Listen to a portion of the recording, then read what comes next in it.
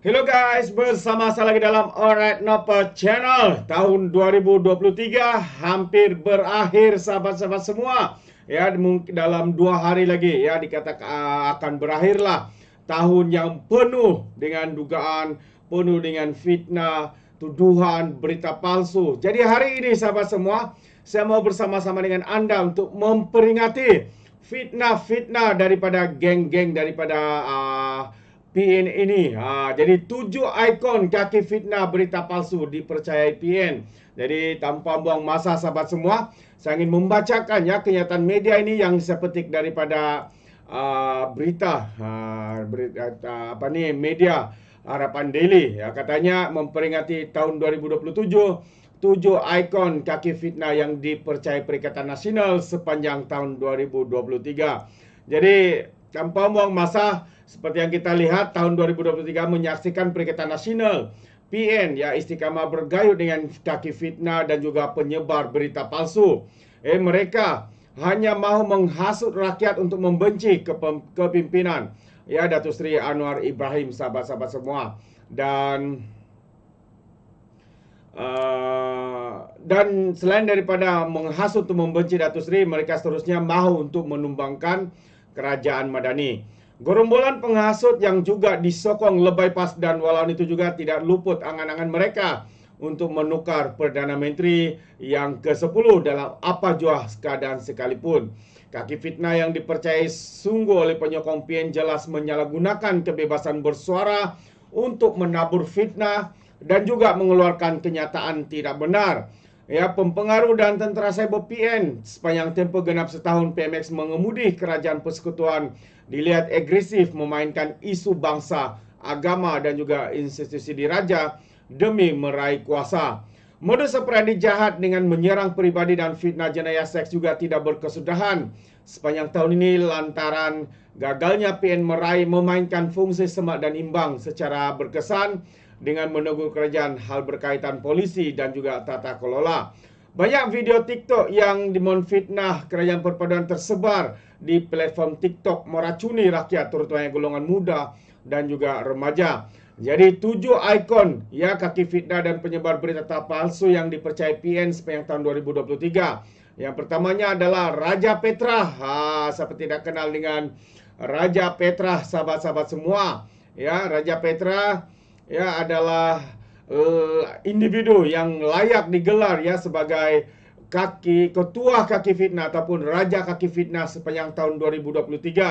Raja Petra tiba-tiba bicara tentang Islam. Dia bahkan digelar raja fitnah tetapi diangkat dan dipuji walaun. Raja Petra sudah sampai tahap membandingkan keadaan dirinya dengan penghijrahan Nabi Muhammad.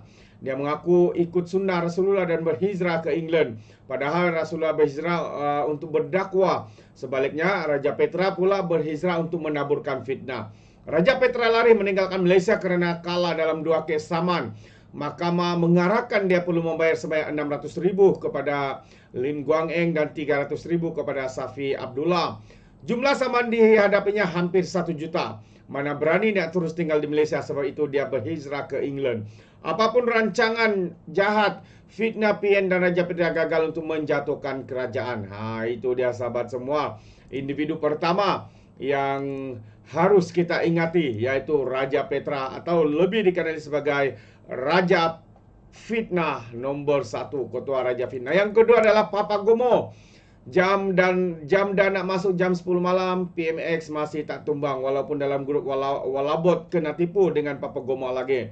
Tahun 2023 menyaksikan Papa Gomo tiba-tiba jadi idola walaupun sesuai dengan jawatannya sebagai timbalan fitnah. Timbalan fitnah ya. Saman fitnah dihadapinya tidak berkesudahan, malah Papa Gomo gigi menyerang Perdana Menteri.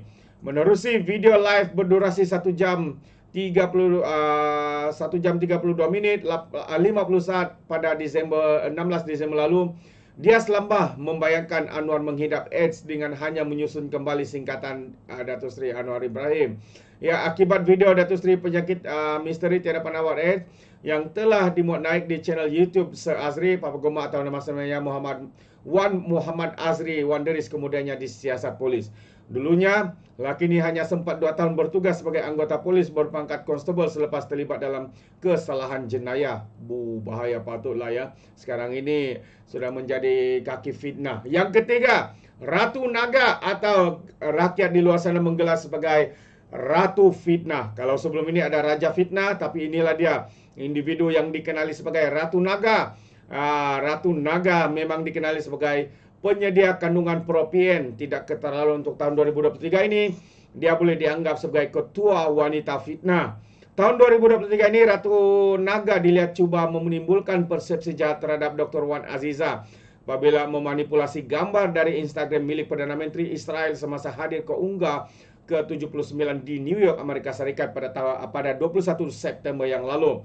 Kononnya, itu antara fitnah beliau. Kononnya istri Perdana Menteri sokong Israel, padahal itu adalah sesi penggambaran istri-istri ketua negara yang hadir semasa pembukaan Perhimpunan Agung PBB yang ke-79 ketika itu. Jadi itulah dia sahabat semua, seorang lagi ya yang dikenali sebagai kaki Ratu Fitnah ya, Ratu Fitnah jatuh kepada seorang ini ya.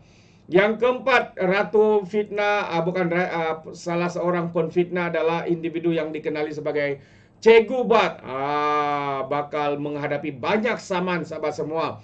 Jadi tidak habis-habis dengan fitnah jahat. Che Gubat atau nama sebenarnya Badrul Isam menghimpun dosa. Istiqomah menghimpun dosa. Dia yang dulu dilabel dengan geng kartel dalam PKR tergamak melemparkan fitnah dan tuduhan jijik apabila menggelar Perdana Menteri sebagai Dajjal.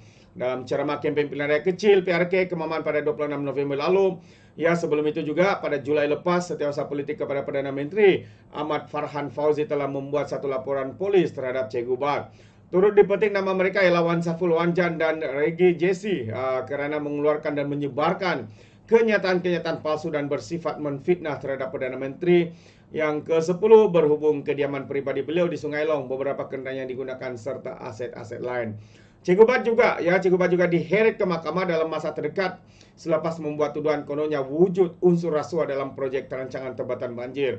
Berjawatan alih Jawatan Kuasa Penerangan Bersatu, dia dilihat oleh Menteri Sumber Asli dan Kelestarian Alam YB Nik Nazmi sebagai tidak memahami proses perolehan dan peruntukan belanjawan negara kerajaan. Dia juga didakwa menfitnah Nurul Hidayah. Ahmad Zaid kononnya anak perempuan sulung timbalan Perdana Menteri itu diberi duit yayasan RM sebanyak 17.9 juta ringgit untuk beli hotel di Bali. Malah pada masa lalu juga dia yang menganggap dirinya pejuang rakyat marhaen mengaitkan Kementerian Belia dan Sukan yang diterajui Hanayor dengan gerakan Christian Evangelist. Itu dia sahabat-sahabat semua. Dan yang seterusnya, yang kelima, ini dia siapa yang tidak kenal dengan individu yang memainkan berita ataupun perkataan pelantah, yang mana perkataan pelantah ini sebenarnya membawa maksud ya parti lebay asyik nak buka tap itu sebenarnya, tapi ya lain ya, mereka terlalu obses dikatakan dengan pelantah fitnah Salim Iskandar sampai tahap buat pendedahan eksklusif daripada seorang hambala yang tentang apa yang berlaku di penjara Sungai Buloh. Namun semakan Harapan Daily hari ini mendapati video itu telah dikeluarkan oleh pihak YouTube. Gara-gara terdesak nak salahkan kerajaan PMX, Salim buat fitnah lagi, kononnya bil TNB daripada kenalannya makin melampau berkat dari kerajaan Madani. Namun cubaan cerita berita palsu oleh Salim alias Parpukari pada Jun itu kantor hinggakan pihak TNB meninggalkan tanda pagar tidak pasti, jangan kongsi. Semakan TNB pada nomor akaun tertera mendapati bacaan tarif elektrik bagi penghuni secara purata adalah 500 sebulan. Bukannya seperti yang diwar-warkan. Seorang lagi yang meningkat naik kononnya menjadi viral. Sebenarnya beliau menjadi viral bukan kerana beliau hebat, tetapi hebat dalam membuat fitnah, ya, hebat dalam bercakap kosong dengan fakta-fakta yang memalukan dan sebagainya. Siapa yang tidak kenal dengan individu yang dikenali sebagai YB Viral, sahabat-sahabat semua. Pempengaruh pujaan penyokong PN ini kerjanya mencarut dan maki hamun di TikTok. mempunyai pengikut yang ramai di TikTok, dia layak dianggap sebagai ketua pemuda fitnah. Menganggap dirinya wakil rakyat, dia menggelar revisi menteri paling bodoh. Revisi kemudiannya mengumumkan jemputan kepada YB Viral untuk bersemuka dengan beliau dalam sesi podcast yang bakal menteri pada 8 Januari depan. Sehingga hari ini beliau masih lagi ya tidak berbuat apa-apa, mungkin karena sudah merasa gentar, takut dan sebagainya. Yang terakhir, salah seorang ikon kaki fitnah dan juga individu yang memberikan atau menyiarkan berita-berita palsu. Siapa yang tidak kenal? Myong Kila, sembanggarang di TikTok Live, laki berambut panjang yang diikat ini dianggap adik-beradik dengan Ratu Naga lantaran wajah mereka yang mirip. Dalam satu video kelihatan Ratu Naga memakaikannya baju tertera logo PIN dalam satu kempen pilihan raya. Dan Myong Kila kemudiannya dikatakan kena siasat polis selepas mengugut akan menggunakan pihak PDRM apabila cukup hari kemenangan PIN untuk mengangkut budak-budak kerajaan masuk ke penjara. Dia juga kononnya ada bukti bahwa tentera cyber di pihak kerajaan mendapat allowance sehingga RM5.000. Itu antara satu lagi tuduhan. Ya, kami ini sahabat-sahabat semua, kami buat untuk menyalurkan berita tanpa mendapat bayaran daripada mana-mana pihak, kerajaan maupun swasta. Ini adalah kerelaan sendiri. Jadi ekoran dakwaan itu yang rata-rata penyokong PIN menganggap patutlah penyokong kerajaan Madani sanggup maki ulah remak katanya. Selain itu Myong juga menuduh individu yang telah tampil jadi saksi menafikan wujudnya isu pelanta seperti dicanang oleh Salim Iskandar kononnya telah dibayar. Wow. Jadi 7 ikon kaki fitnah, kaki penyebar berita palsu ya sahabat-sahabat semua. Ini dia individu-individu itu yang kita tahu ya, raja ketua kaki fitnah tidak lain tidak bukan jatuh kepada Raja Petra yang kini melarikan diri karena takut untuk membayar saman ya yang dikatakan hampir 1 juta.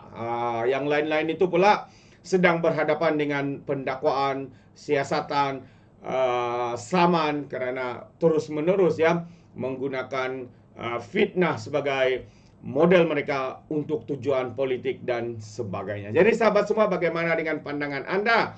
Adakah individu-individu seperti ini layak untuk kita panggil sebagai pemimpin ataupun sampah masyarakat? Apa pandangan Anda? Anda boleh berikan komen di dalam ruangan komen. Ingat, komen dengan cara berhemat. Terima kasih. Sampai di sini saja. Izinkan saya untuk mengundurkan diri.